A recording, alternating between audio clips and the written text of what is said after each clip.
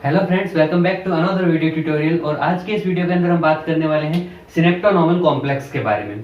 सिनेप्टोनॉर्मल complex एक विशेष प्रकार की संरचना है जो अर्धसूत्री विभाजन के टाइम में बनती है।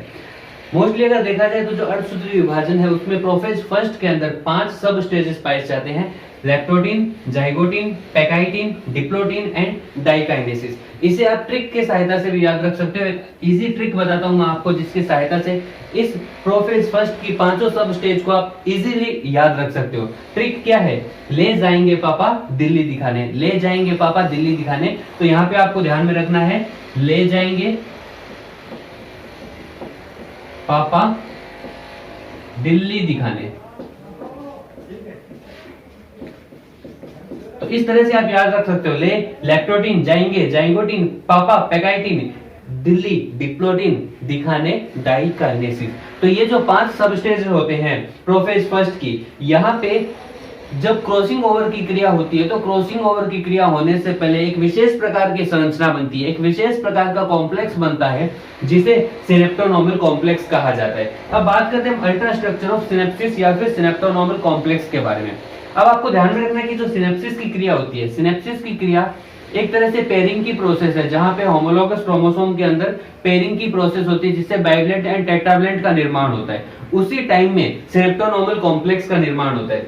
सबसे पहले इसके बारे में किसने बताया था? एमजे मोजेस ने 1958 के अंदर सिनेप्टोनॉर्मल कॉम्प्लेक्स की स्टडी की थी। कुछ बुक्स के अंदर आपको यहाँ पे 1956 भी देखने को मिल सकता है। कुछ बुक्स में 1956 लिखा रहेगा, कुछ बुक्स में 1958 लिखा मिलेगा आपको। तो एमजे मोजेस ने सबसे पहले 1958 के अंदर मियोसिस की जाइगोटीन एंड पैकाइटिन सब स्टेज के अंदर आपको 5 सब स्टेज बताए मैंने। इसमें से जो जाइगोटीन एंड पैकाइटिन स्टेज है, इस सब स्टेज में युग्मित समजात गुणसूत्रों के मध्य एक सुसंगठित रचना का निर्माण होता है जिसे सिनेप्टोनॉर्मल कॉम्प्लेक्स कहा जाता है। कब बनती है ये? तो ये बनती है प्रोफेज फर्स्ट की जाइगोटीन एंड पैकाइटिन सब स्टेज के टाइम में। जाइगोटीन एंड पैकाइटिन सब स्टेज में होता क्या है? युग्मित समजात गुणसूत्रों के मध्य, जैसा कि आपको पता है कि यहाँ पे होमोलोगस क्रोमोसोम की पेयरिंग पाई जाती है, जैसा कि आपको पता है कि सिनेप्सिस की क्रिया होती है। तो यहाँ पे जो युग्मित समजात गुणसूत्र है, जो होमोलोगस क्रोमोसोम होते हैं, वो होमोलोगस क्रोमोसोम पेयरिंग करते हैं जिससे सिनेप्सिस के टाइम में पहले बाइवलेंट एंड आफ्टर देन टेट्रावलेंट का फॉर्मेशन होता है। उस टाइम पीरियड के टाइम एक सुसंगठित रचना का निर्माण होता है जिसे सिनेप्टोनॉर्मल कॉम्प्लेक्स कहा जाता है। आगे देखिए, इलेक्ट्रॉन माइक्रोस्कोप की सहायता से जब स्टडी की गई तब पता चला कि जो सिनेप्टोनॉर्मल कॉम्प्लेक्स होता है वो मुख्य रूप से डीएनए व प्रोटीन से मिलकर बना होता है। डीएनए व प्रोटीन से निर्मित एक विशेष प्रकार की संरचना है जिसमें 3 समांतर वृहद रेखाएं उपस्थित पाई जाती है। क्वेश्चन क्या मिला कि जो सिनेप्टोनॉर्मल कॉम्प्लेक्स होता है वो कब बनता है? बनता है जाइगोटीन एंड पैकाइटिन स्टेज में। बनता किससे? डीएनए एंड प्रोटीन की सहायता से बनता है। और किस रूप में देखने को मिलता है? तो इसमें 3 समांतर वृहद रेखाएं देखने को मिलती है। और इसके बाद में ये खत्म हो जाता है कब? डिप्लोटीन सब स्टेज के अंदर। तो यहाँ पे जो अगली स्टेज है डिप्लोटीन, डिप्लोटीन सब स्टेज में सिनेप्टोनॉर्मल कॉम्प्लेक्स खत्म हो जाता है। किसी भी कंपटीशन एग्जाम के अंदर आपको यहाँ से एमसीक्यू जरूर देखने को मिल सकता है। क्वेश्चन मिल सकता है आपको, सिनेप्टोनॉर्मल कॉम्प्लेक्स का फॉर्मेशन कब होता है? प्रोफेज फर्स्ट की जाइगोटीन एंड पैकाइटिन स्टेज में। खत्म कब हो जाता है? तो नेक्स्ट स्टेप सब स्टेज डिप्लोटीन सब स्टेज में ये खत्म हो जाता है। ध्यान में रखना है 5 सब स्टेज पाई जाती है प्रोफेज फर्स्ट में: लैक्टोटीन, जाइगोटीन, पैकाइटिन, डिप्लोटीन एंड डाइकाइनेसिस। ले जाएंगे पापा दिल्ली दिखाने। इस सीक्वेंस के अंदर आप याद रख सकते हो। लैक्टोटीन सब स्टेज में क्या होता है? सबसे पहले बुके फॉर्मेशन होता है, क्रोमेटिड्स के बुके फॉर्मेशन होता है लैक्टोटीन के अंदर।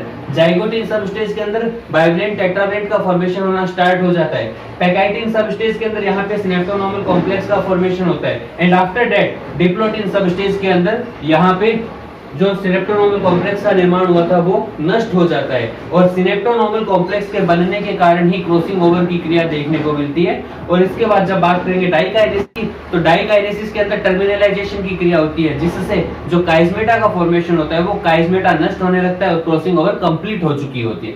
आगे देखिए, अगर हम बात करें सिनेप्टोनॉर्मल कॉम्प्लेक्स की स्ट्रक्चर के बारे में तो कुछ इस तरह से आप इसे समझ सकते हो कि यहाँ पे जो होमोलोगस क्रोमोसोम है उनके ये 2 क्रोमेटिड्स है। पहला क्रोमेटिड्स ये और दूसरा क्रोमेटिड्स ये। आपको पता है कि जब होमोलोगस क्रोमोसोम की पेयरिंग होती है तो वहां पे जो पेयर बनते हैं उसमें एक क्रोमेटिड आता है मेल से, दूसरा क्रोमेटिड आता है फीमेल से।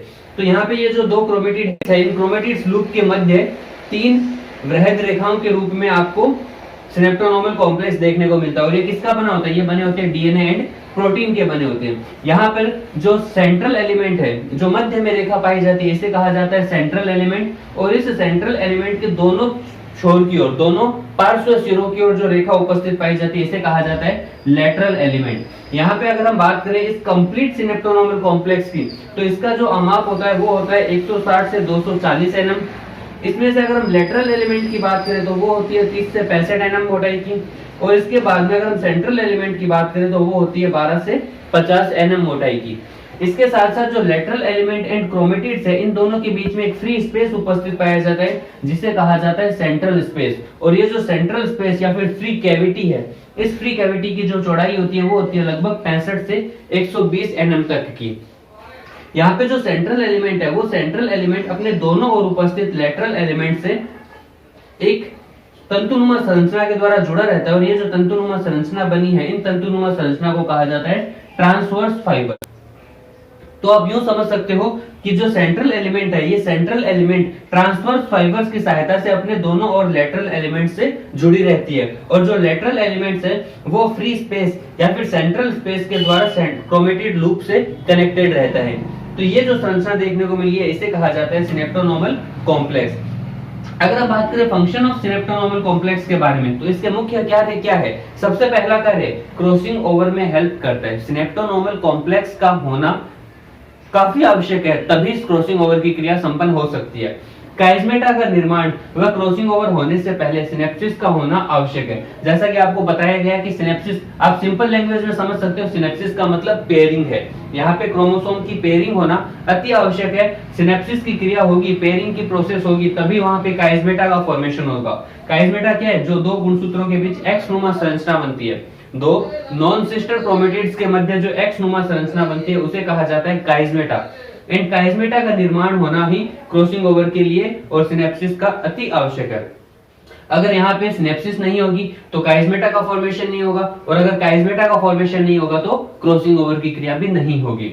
इसके बाद नेक्स्ट पॉइंट, समजात क्रोमोसोम के क्रोमेटिड्स के एक उचित विन्यास को बनाए रखने के लिए भी सिनेप्टोनोमल कॉम्प्लेक्स का बनना अति आवश्यक है। इससे एक उनका फिक्स अरेंजमेंट बना रहता है। किनका? समजात क्रोमोसोम का। जो होमोलोगस क्रोमोसोम है, उनका एक फिक्स्ड अरेंजमेंट बना रहता है इन कॉम्प्लेक्स के प्रेजेंस के।